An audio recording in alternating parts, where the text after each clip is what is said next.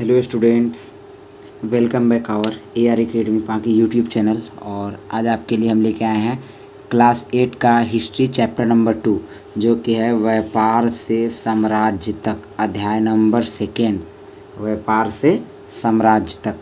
तो आज हम लोग इसका करने वाले हैं प्रश्न उत्तर, और इसका हम लोग पूरा करेंगे। जो भी आपका प्रश्न उत्तर है उसको हम लोग आज इसको क्लियर कर लेंगे। चलिए देखते हैं दोस्तों।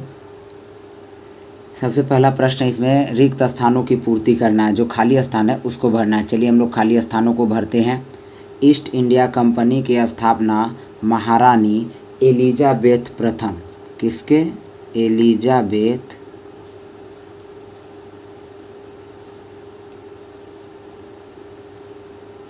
एलिजाबेथ प्रथम के समय हुई थी। ख है जेम्स प्रथम का राजदूत बनकर कैप्टन हॉकिंस खाली स्थान के दरबार में आया। जो जेम्स प्रथम का राजदूत बना था कैप्टन हॉकिंस, वो किसके दरबार में आया था? तो वो आया था जहांगीर के दरबार में। किसके दरबार में आया था? जहांगीर के दरबार में कैप्टन हॉकिंस राजदूत बनकर, जेम्स प्रथम का राजदूत बनकर कैप्टन हॉकिंस आया था। ग है अंग्रेजों ने अपनी पहली व्यापारिक कोठी कहाँ पर? सूरत में, सूरत स्थान पर स्थापित की थी। यानी कि सूरत के स्थान पर अंग्रेजों ने सबसे पहला व्यापारिक कोठी को स्थापित किया था। उसके बाद अगला है घ, खाली स्थान ने फोर्ट विलियम की किलेबंदी को नष्ट करने का आदेश दिया था। यहाँ पे क्या क्या था? आदेश दिया, छूट गया है दोस्तों, यहाँ पे आदेश दिया ये था। तो घ का उत्तर हो जाएगा सिराजुद्दौला। कौन? सिराजुद्दौला।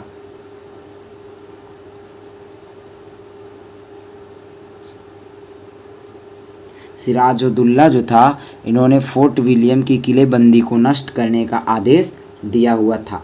इसके बाद अंग देखते हैं। अंग है मीर जाफर ने पलासी युद्ध में किसका साथ दिया था? यानी कि जो मीर जाफर थे उन्होंने पलासी के युद्ध में किनका साथ दिए थे? तो उन्होंने अंग्रेजों का साथ दिया था। किनका साथ दिया था? अंग्रेजों का। उन्होंने अंग्रेजों का साथ दिया। किन्होंने? तो मीर जाफर ने। इसके बाद आगे हम लोग चलेंगे। तो आगे चलने से पहले आप एक बार इसको देख लीजिए। क्या? तो कुछ इस प्रकार से है आपका ये टोटली। यहाँ देखिए, ये ऐसे है, क से लेकर के अंग तक, क ख ग घ और अंग। ये आपका पूरा क्लियर हो गया। इसके बाद हम लोग आगे चलते हैं। इसके बाद आगे आपका दिया हुआ है निम्नलिखित प्रश्नों का उत्तर संक्षेप में लिखिए। यहाँ पर देखिए आपको दिया हुआ है निम्नलिखित प्रश्नों का उत्तर संक्षेप में लिखना है। दूसरा ये है कि जितने भी प्रश्न दिए गए हैं उन सभी को संक्षेप में लिखिए। क क्या पूछता है? अंग्रेजों को बंगाल में सीमित क्षेत्र में व्यापार की इजाज़त किसने दी थी? उत्तर, अंग्रेजों को बंगाल में सीमित क्षेत्र में व्यापार की इजाज़त शाहजहां ने दी थी। अगला प्रश्न ख, पलासी के युद्ध का क्या कारण था? उत्तर है अंग्रेजों को बंगाल के राजनीति में हस्तक्षेप करना, बिना अनुमति के कोलकाता के किलेबंदी करना, यही सब कारण थे जिसके चलते पलासी का युद्ध हुआ था। अगला ग प्रश्न है अंग्रेज टीपू सुल्तान से क्यों भयभीत थे? उत्तर है टीपू सुल्तान ने कंपनी के व्यापारिक हितों पर आघात किया। उसने अपने रियासत के बंदरगाहों से चंदन, काली मिर्च, इलायची के निर्यात पर रोक लगा दी। साथ ही टीपू सुल्तान ने फ्रांसीसियों की मदद से अपनी सेना का आधुनिकीकरण भी किया। फ्रांसीसियों के साथ बढ़ते संबंध से अंग्रेज काफ़ी सशंकित हो गए। यानी कि ये क्या? डर गए। काफ़ी ये लोग डर गए थे कि इन लोगों का फ्रांसीसियों के साथ जो बढ़ रहा है संबंध इन लोगों का, तो जो भी यहाँ पे अंग्रेज लोग थे वे काफ़ी इनसे डर गए। उसके बाद हम लोग देखते हैं घ आपका है नवाब द्वारा अपनी राजधानी मुर्शिदाबाद स्थानांतरित करने का क्या उद्देश्य था? यानी कि नवाब के द्वारा अपनी राजधानी मुर्शिदाबाद स्थानांतरित करने का क्या उद्देश्य था? क्या रीजन था कि उन्होंने अपनी राजधानी को स्थानांतरित किया? तो देखिए आंसर। उत्तर, औरंगजेब के फरमान द्वारा निःशुल्क व्यापार करने की अनुमति कंपनी को मिल गई थी, जिसका फ़ायदा कंपनी उठा रही थी।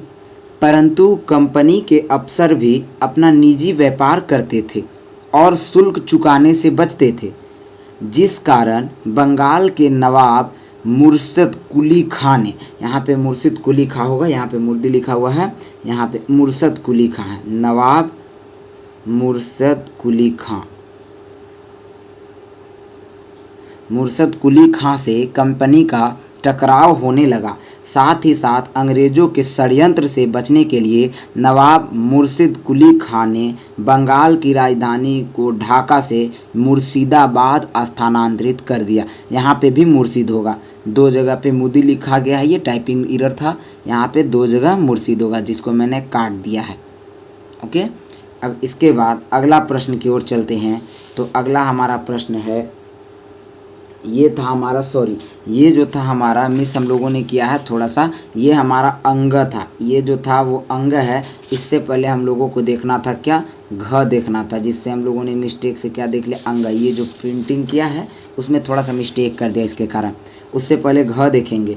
घ क्या बोला है, झारखंड कंपनी सरकार के संपर्क में कैसे आया, यानी कि झारखंड जो है कंपनी सरकार के संपर्क में कैसे आया। आंसर देखिए, झारखंड में अंग्रेज़ों का प्रवेश सिंहभूम जिले की ओर से हुआ था, यानी कि जो सिंहभूम 2 जिले होते हैं झारखंड में, एक होता है पूर्वी सिंहभूम और एक होता है पश्चिमी सिंहभूम यहाँ पर, और एक है सरायकेला खारसावा। ये जो 3 है सिंहभूम है, तो ये इसके 2 सिंहभूम है, यानी कि जो सिंहभूम में अब किस सिंहभूम से आए, यहाँ पे दिया है झारखंड में अंग्रेज़ों का प्रवेश सिंहभूम जिले की ओर से हुआ था।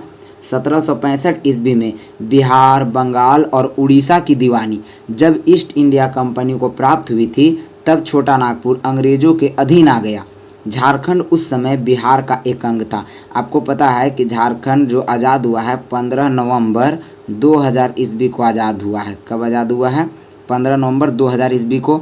और इससे पहले जो हमारा झारखंड था वो बिहार का एक अंग था, और झारखंड जो है बिहार का 46% है, जो कट करके क्या बना है, झारखंड। तो अब हम लोग को देखना है, इसके बाद हम लोग देखेंगे अंग। नवाब द्वारा अपनी राजधानी मुर्शिदाबाद स्थानांतरित करने के क्या उद्देश्य था।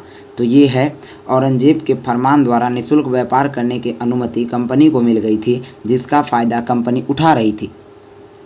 परंतु कंपनी के अफसर भी अपना निजी व्यापार करते थे और शुल्क चुकाने से बचते थे, जिस कारण बंगाल के नवाब मुर्शिद कुली खां से कंपनी का टकराव होने लगा। साथ ही साथ अंग्रेज़ों के षड्यंत्र से बचने के लिए नवाब मुर्शिद कुली खां ने बंगाल की राजधानी को ढाका से मुर्शिदाबाद स्थानांतरित कर दिया। ये था आपका अंग।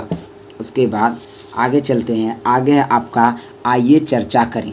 चलिए हम लोग मिल कर के कुछ चर्चा विषय पे, इस विषय पे चर्चा करते हैं। क्या, तीसरा प्रश्न है, प्लासी का युद्ध अंग्रेजों ने किस प्रकार से जीता। उत्तर, रॉबर्ट क्लाइव के नेतृत्व में अंग्रेजी थल सेना और जल सेना मद्रास से कोलकाता पहुंच गई।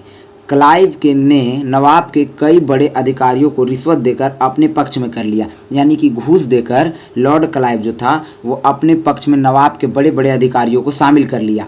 नवाब सिराजुद्दौला का सेनापति मीर जाफ़र अंग्रेज़ों से मिल गया, और नवाब जो है सिराजुद्दौला का सेनापति मीर जाफ़र ये भी अंग्रेज़ों से मिल गया, और इस प्रकार षड्यंत्र और विश्वासघात द्वारा अंग्रेज़ों ने प्लासी का युद्ध जीत लिया था। यहाँ पर हुआ क्या था कि जो सिराजुद्दौला का सेनापति था मीर जाफ़र, ये अंग्रेज़ों के साथ हाथ मिला लिया, और हाथ मिलाने के बाद नवाब के साथ युद्ध लड़ गया, जिसमें क्या हुआ, नवाब सिराजुद्दौला की हार हो गई थी। और इस कारण इन्हीं सब कारणों से, षड्यंत्रों और विश्वासघातों की वजह से अंग्रेज़ों ने प्लासी का युद्ध क्या कर लिया था, जीत लिया था।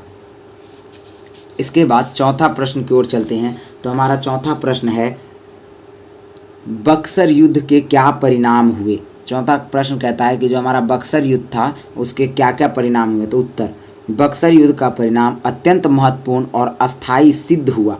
इस युद्ध में बंगाल के नवाब मीर कासिम, अवध के नवाब सिराजुद्दौला और मुग़ल शासक, यहाँ पे सिराजुद्दौला है, शुजाउद्दौला लिख दिया है, यहाँ पे सिराजुद्दौला है, और मुग़ल शासक शाह आलम द्वितीय, तीनों की संयुक्त सेना की पराजय हुई, जिसमें वास्तविक रूप से ब्रिटिश प्रभुसत्ता स्थापित हो गई। संपूर्ण उत्तर भारत पर अंग्रेज़ों का प्रभुत्व कायम हो गया। बंगाल के विशाल राजस्व संसाधन पर कंपनी का एकाधिकार व नियंत्रण भी स्थापित हो गया। इसके बाद आपका अगला है प्रश्न नंबर 5, दिल्ली प्रशासन करने का मराठों का सपना क्यों पूरा नहीं हुआ।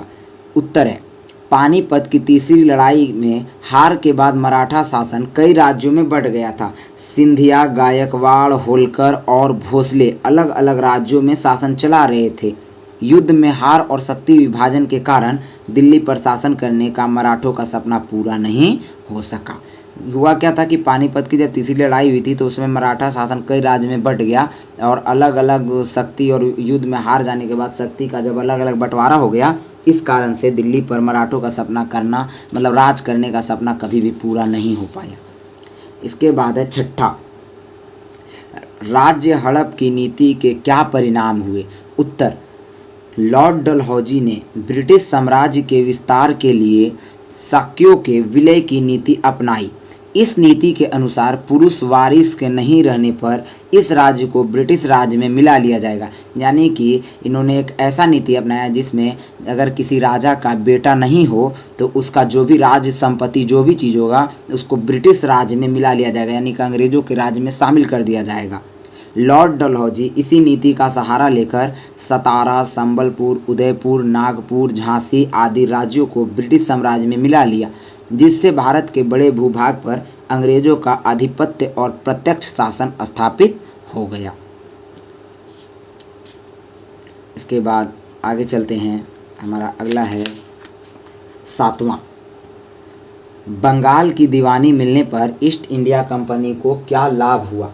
उत्तर, 1765 ईस्वी में मुगल सम्राट ने ब्रिटिश ईस्ट इंडिया कंपनी को बंगाल की दीवानी सौंप दी। इससे कंपनी को बंगाल के विशाल राजस्व संसाधनों पर नियंत्रण मिल गया।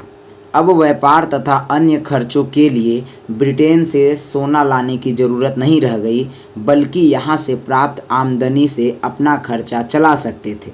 इसके साथ ही वैधानिक आर्थिक व्यापार का युग समाप्त हो गया और राजनीतिक सत्ता के अंतर्गत राजकीय राजस्व के साथ व्यापार का युग भी प्रारंभ हुआ।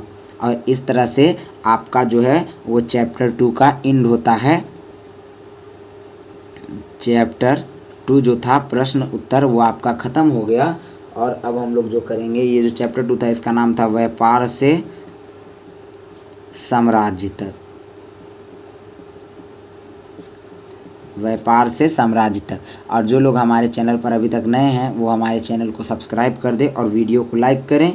और अगर आप इसका PDF चाहते हैं तो कमेंट करें और मैं आपको इसका PDF भी अवेलेबल करवा दूंगा। तो मिलते हैं नेक्स्ट वीडियो में नेक्स्ट चैप्टर के साथ। Thank you.